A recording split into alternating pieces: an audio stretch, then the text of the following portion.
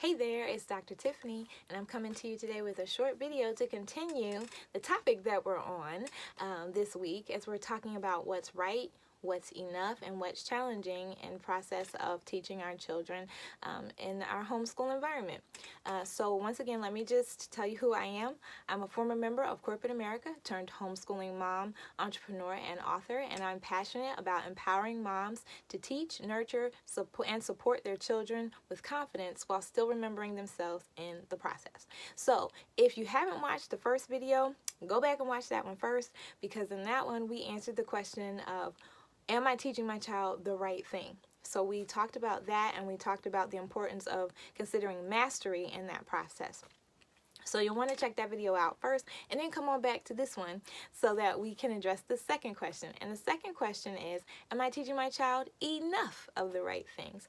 And so once again, this is very subjective because what is enough for your child is not going to be the same as what is enough for another child. Your child may, depending on the topic or the subject matter that you're on, your child may have a much larger capacity for this information than than another child. So that is what you need to be focusing on: capacity. Capacity says, this is how much of a certain thing I can take. And that is what you want to be focusing on when you're wondering, am I teaching my child enough of the right thing? So when I know I'm teaching them the right thing, now I need to figure out, what is their capacity? How much of the right thing are they able to take in a certain, in a certain time frame, or a certain amount of, whether it's particular content, whether you're doing math problems, how many math problems can you take? How many spelling words are they able to work through? Those types of things. So for instance, with my child, she's kinesthetic.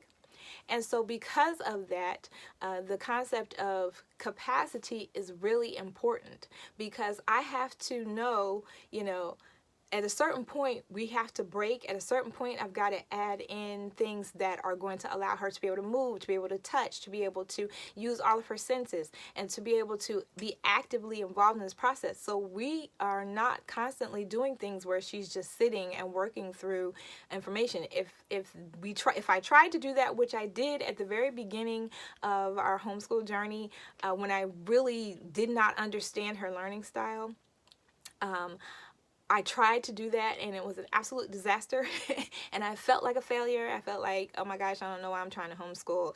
I don't know why I'm trying to do this. I'm terrible at it. I'm going to break my kid. But what I had to understand was I needed to figure out how she learns best, how she best takes in information. And this is what helps you to answer the question of whether or not you're giving your child enough of the right things.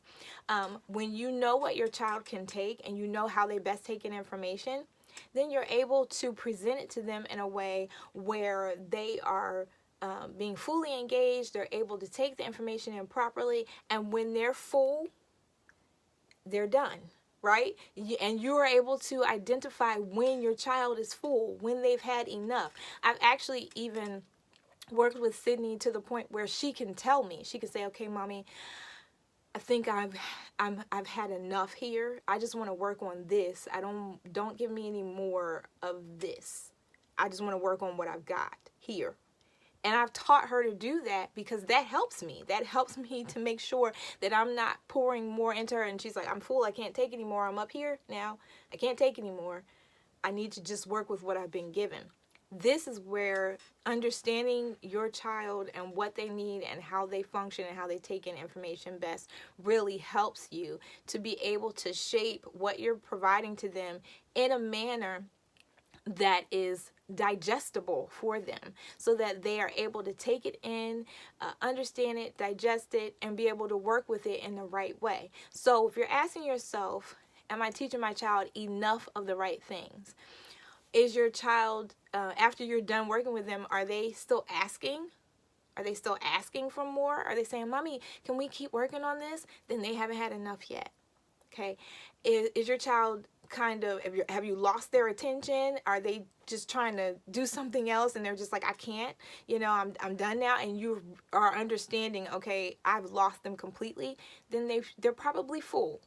Now, one of the things that you have to understand is that our level of full as adults is completely different from full as a child. So we have to understand that process and be willing to give ourselves and our children some grace in that process of understanding, helping them to understand the things that need to be completed, and also understanding from them, what their capacity is, how much of it can they take. So some children are going to have a larger capacity for certain things than others. And we have to understand that about our child specifically. So you can't really compare what your child can take to another child, specifically in a particular subject area or concept. You really cannot compare. It has to really be based on your kid and what they need. But in order to answer that question, am I teaching my child enough of the right things? Are they taking it in effectively and getting to a healthy, full place? Are they stuffed to the point where they're rebelling and they don't want to participate, they don't want to engage? Are they asking for more? So there's still some room. They still have room for more to be provided around that topic or that subject. Those are some of the things that you want to be paying attention to. Once again, with my daughter, she loves science. So if we're doing a science concept or idea or focus, I have to make sure that I have several elements, because just one little element or piece for that is not going to be enough for her. She's going to say, "Mommy, well, is there a craft? Or what else is there? Are we watching a video? What else are we doing?" So there's several elements that she's looking for or would like to participate in. If I don't have those things, then, she's going to be asking for them. Now, do I always have a plethora of things there? No, it depends on what we're doing. But, as much as possible, I do try to make sure that, especially when we're dealing in the sciences, that I do have several ways for her to engage in that particular topic or area, that subject matter for that particular thing, because I know that that's a space where she has a high capacity. She has a high capacity for that information.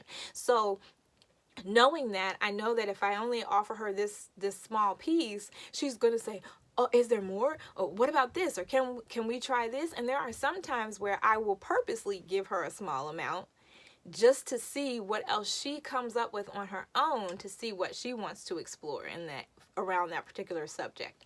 So, that's a really great way to engage your child too, to be able to say, well, what else do you want to talk about around this topic? What else would you like to explore? And so they're actively involved in their own educational process, which is an awesome thing as well.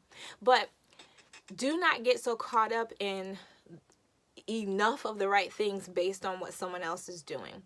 Think about your own child's capacity, observe your own child's capacity, and then based on that information, then you'll know how much you need to present to your child and what effectively works for them. So I hope this video was helpful to you. I hope I effectively answered the question of what is enough of the right things for your child. I hope that I have eased your mind and your heart just a bit on this question.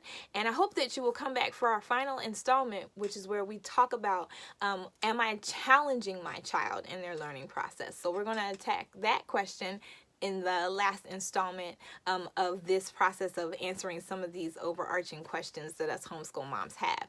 Now, if you watched this video and you said, "Tiffany, thank you so much. You have helped me out. I feel so much better," and you feel like you want to talk to me a little bit more, do me a favor. Leave a comment for me under this video or send me a personal message. I'll connect with you and we can schedule a time to chat. I look forward to helping you continue your homeschool journey. Thanks so much for spending this time with me. Have a great day.